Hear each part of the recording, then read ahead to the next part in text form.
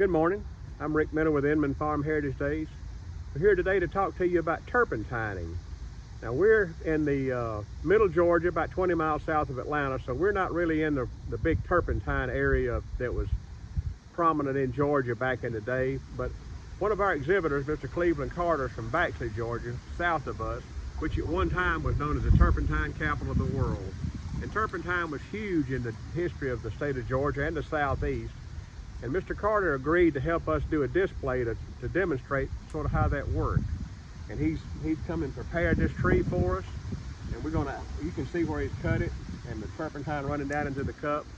And then before our next show, we're going to have a whole display here of turpentine tools and the sort of the story of how that industry developed in Georgia. Big thanks to Mr. Carter. He's a great guy. Glad to have him here participate with us, and invite you to check out the C&G Antique Tractor Museum down in Baxley and their show in May. So hope you can support him and support us.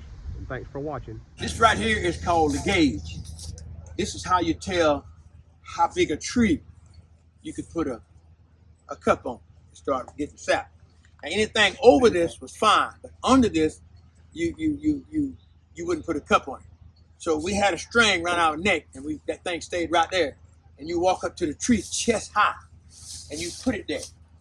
And if it slide over that tree and fit tight, it's okay. But when it's like that, it's good. We know that's good.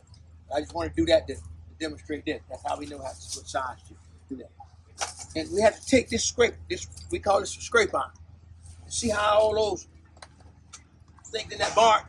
If you put these tins on there without scraping that thing down, all your turpentine will run out through them cracks. So you gotta take it and kind of smooth your tree out. Scrape iron is dug, but it'll get it done.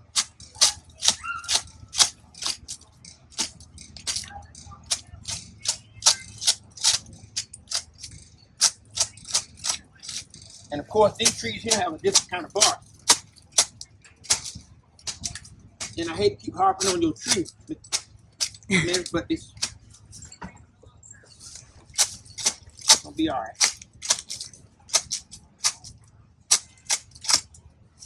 See, we work them out, get them fairly smooth.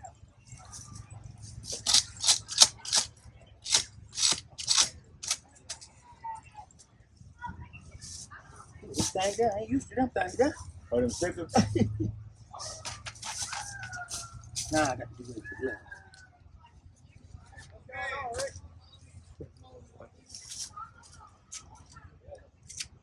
I put my nails in this here right here so I wouldn't lose it. Wait.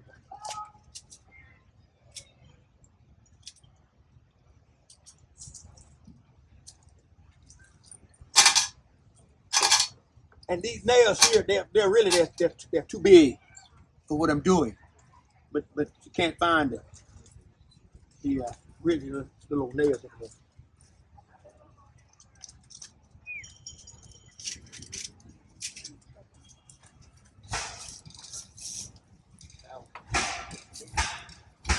Okay.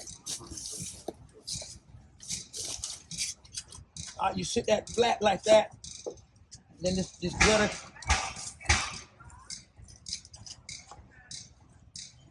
I'm holding that. It's gonna be right. It's gonna be right. You're right.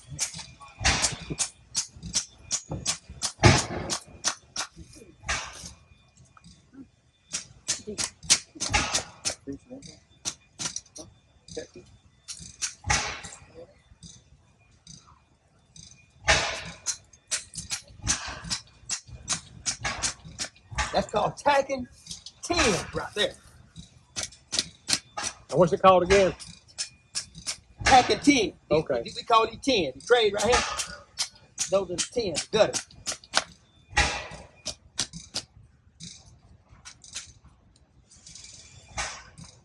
I'm a little rusty. This is way back in the day. Now, how many trees did you keep up when you were doing it? Woo! I don't know. We had a lot of them. Because we done it then, because we could do it. We had speed then. And of course, somebody else would go along before you and scrape that thing down. You come along, you tack it. One man, that was his job. Just to go along and size them up and scrape them down. And then you come along and you tack it up. And got it ready. Now these nails right here, they're not near long enough. So what we would do is we put that right there and put a big nail, drive it. See if I can make that.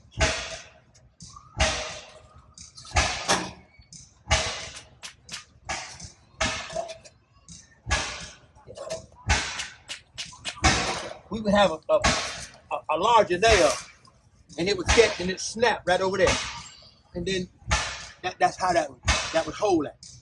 And then we take before the acid, we use this hack right here. That was before they started with acid. That's a hack, is what you call that. This is a hack right here. This is called a raw hack, and we would take that.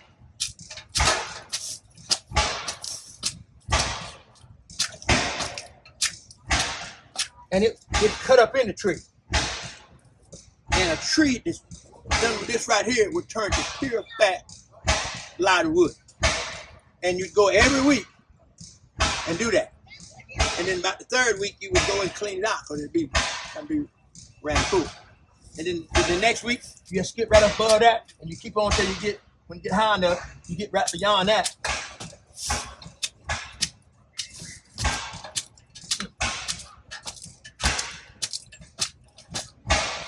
And it would drain out.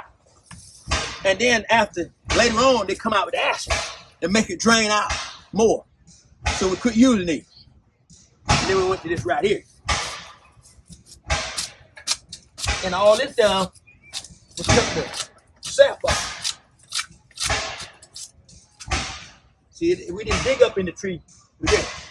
And then we spray it. That's just like battery acid there. And it's kind of diluted down from battery acid. But this is water here. Yeah. But that's what we done. And then we started using acid. We chip them every other week. You chip them twice, then you dip out. Because it'll feel like cup up. You dip out once a month and we start what we call streaking that chipping. We start streaking the 15th of March. And we streak up to the middle of September. And then in the wintertime, you done get this tree enough, it's gonna be about this high. And in the wintertime, we take this same tool right here, and we go in there, all that stuff is caught up on the face, we scrape it down to the cut. And then we clean out. And then we go in there, after our winter job, pull these nails out. A man to go for you, pull those nails out, lay it down by the tree, and then the tacker would come on and raise them up. And that's how we make it. What form of battery acid? To make that tree bleed. You're talking about that. Yeah, with this type hack, when you just get the sap off, it doesn't bleed well. But that battery acid will draw it out. It'll draw it out. But now it will not. It'll get solid fat about this deep with that acid. But without that acid, with that other hack, it'll go all the way through that tree. It'll be a solid fat piece of wood. So how much would a tree that size make turpentine in a year's time? Now that's a question I've never studied. We would dip. Let's see. We started in February. We dip out the latter part of March because we ran slow until it get real hot. Then we dip March, April, May, June, July, August, September. We dip out about 5 times. So you get about 5 gallons off that tree. No. You get about 2.5 gallons because you got half gallon cut. 2.5, 3 gallons. Then you take it to a still and they separate it out, right? Yeah, they separate out. They get all of imperfection out of old bark, straw and stuff. They get all that out. You get rosin and turpentine. They get it all out of that. Out of that deal right there. Does it kill the tree? Jackson, you had a question. Does it kill the tree? Hold on just a second. I'm going to let Rick get in the next. No, we're not either. I'll be embarrassed. You going to do what now? Does it kill the tree? No, it doesn't kill it. And what would happen, we would do it for so many years Then after a while, it get to where you can't reach it with that. And that's where this come in. When they get to where you can't reach it right here, then we take this we call a puller. And we call them snatch boxes when they're right on there, because you can really get it. But then as they get higher, they get slower. And then you can work them up as high as you can reach with that axle. And then we have to come down and start on the other side. But back in the day, that was before my time, when they had the pullers like this right here, they'd go way up that tree. I got to pull a house, so I reach up down to that limb right there. Yeah. Now, what do you call your territory in the woods, where the trees that your path through the wood? What do you call that?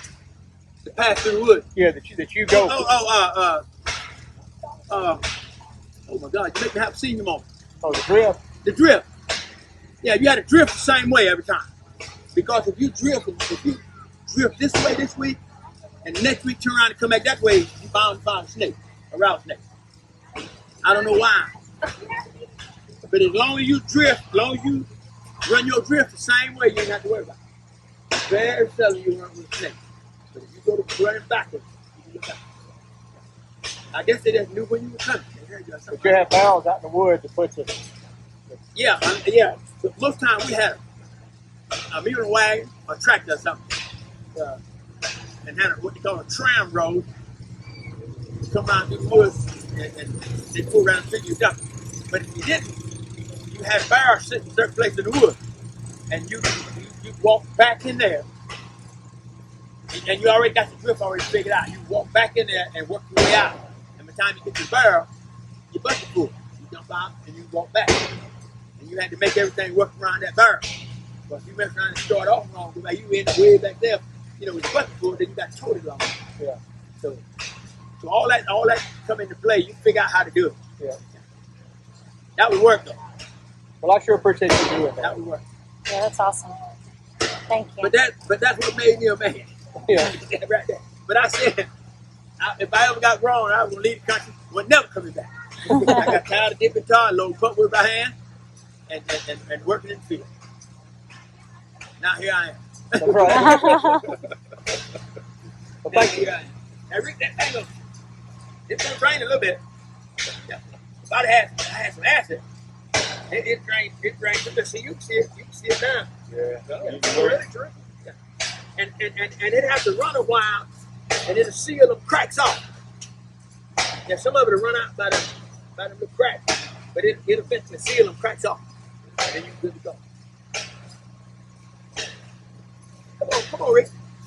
Now, what are y'all doing? Come on, it ain't nothing. We out here doing the game. You can do it. All right. Come on. All right, what do you want? All you doing? My wife's not here with the camera. That's all I said, yeah. All you trying to stay a hack wide. If you want to get it down a little bit, that's fine. And dig in there, that's fine. Just trying to stop it up there. Stop it. So that's up in there, yeah. Okay, so this works better It's easier if you got the battery. right. If you got that. Hold on a minute. You cross hands. You got to put that hand in. That might not work for you.